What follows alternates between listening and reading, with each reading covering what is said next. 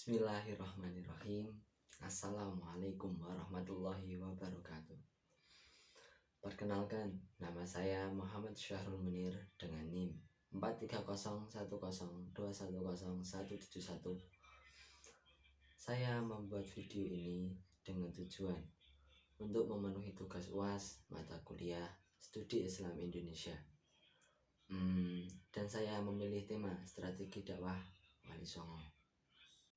Pertama, pengertian Wali Songo. Wali Songo terdapat beberapa arti. Yang pertama adalah wali yang 9, yang menandakan jumlah wali yang berjumlah 9, atau songo dalam bahasa Jawa. Pendapat lain menyebutkan bahwa kata songo berasal dari kata sana, yang dalam bahasa Arab berarti mulia. Pendapat lainnya juga menyebutkan sana berasal dari bahasa Jawa yang berarti tempat. Yang kedua, nama-nama Wali Songo. Pertama, Sunan Gresik. Sunan Gresik atau Maulana Malik Ibrahim dianggap sebagai orang pertama yang menyebarkan agama Islam di Pulau Jawa. Ia pertama kali datang dari desa Sembolo, sekarang Desa Laren di Kecamatan Manyar, 9 km utara dari kota Gresik. Strategi dakwah dimulai dari perdagangan yang dilanjutkan dengan pendekatan politik. Sunan Gresik kemudian menjalin hubungan dengan penguasa saat itu. Sunan Gresik juga mendirikan pesantren dan masjid untuk menyebarkan agama Islam. Keberadaan Sunan Gresik ini menjadi kontroversi selama ini, dan perbedaan antara pandangan masyarakat dan fakta sejarah. Sebagaimana dilansir dari NU Online, keberadaan Sunan Gresik tidak diakui secara akademis, namun tetap berkembang sebagai kepercayaan masyarakat.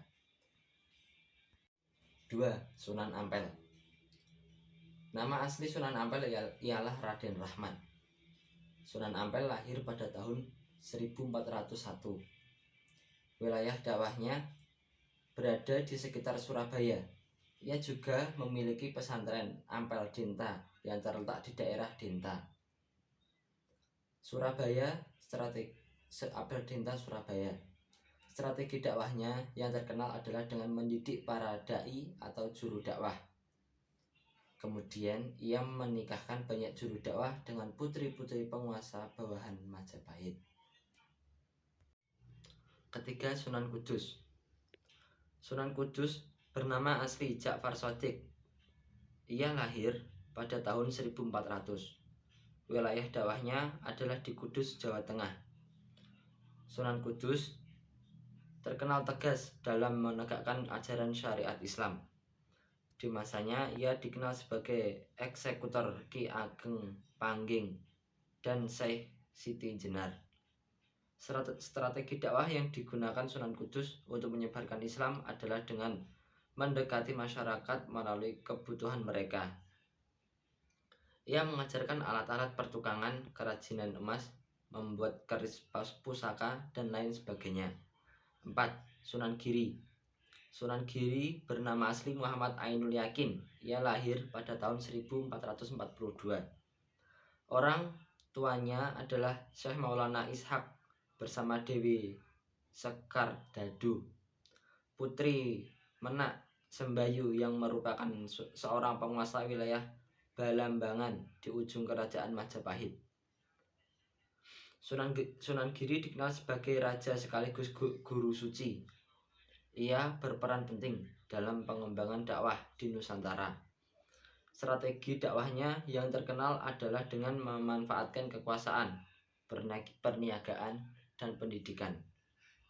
Dengan cara dakwah tersebut, pengaruh Sunan Giri mencapai wilayah Banjar, Martapura, Pasir, Kutai, hingga Nusa Tenggara dan Maluku. Kelima, Sunan Gunung Jati. Sunan Gunung Jati mempunyai sebuah nama asli Syarif Hidayatullah. Ia lahir pada tahun 1448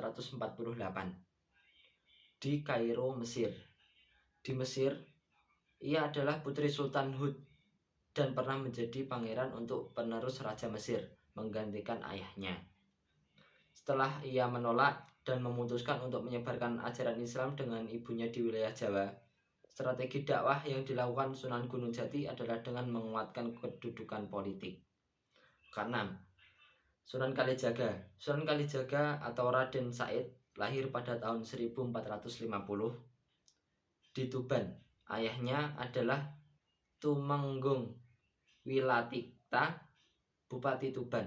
Strategi dakwah Sunan Kalijaga amat terkenal melalui seni dan budaya. Ketujuh, Sunan Muria. Sebagai putra Sunan Kalijaga, Sunan Muria yang bernama asli Raden Umar Said atau Raden Said mewarisi darah seni ayahnya.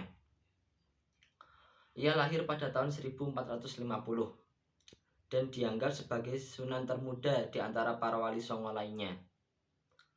Dalam menyebarkan Islam, Sunan Muria melestarikan seni gamelan dan boneka sebagai sarana dakwah. Ketujuh, Sunan Bonang. Kedelapan, Sunan Bonang. Sunan Bonang lahir pada tahun 1465. Serta nama aslinya adalah Raden Maulana Magdum Ibrahim. Ia adalah putra Sunan Ampel dan Nyai Ageng Manila. Julukan Sunan Bonang berasal dari salah satu desa di Kabupaten Rembang, yaitu Desa Bonang. Sunan Bonang dikenal amat pandai dengan ilmu fikih, usuluddin, tasawuf, seni, sastra, dan arsitektur. Wilayah dakwahnya adalah daerah Kediri. Di sana, ia mengajarkan Islam melalui wayang, tembang, dan sastra sufistik. Kesembilan dan yang terakhir adalah Sunan Derajat. Sunan Derajat memiliki nama asli Raden Qasim atau Syarifuddin. Ia lahir pada tahun 1470 dan merupakan putra bungsu Sunan Ampel dan Nyai Ageng Manila. Wilayah dakwah berada di Paciran, Lamongan. Strategi dakwahnya terkenal dengan pendidikan akhlak kepada masyarakat. Sekian penjelasan dari saya. Apabila banyak kesalahan, saya mohon maaf yang sebesar-besarnya. Wallahul muwaffiq ila aqwamit thoriq. Wassalamualaikum warahmatullahi wabarakatuh.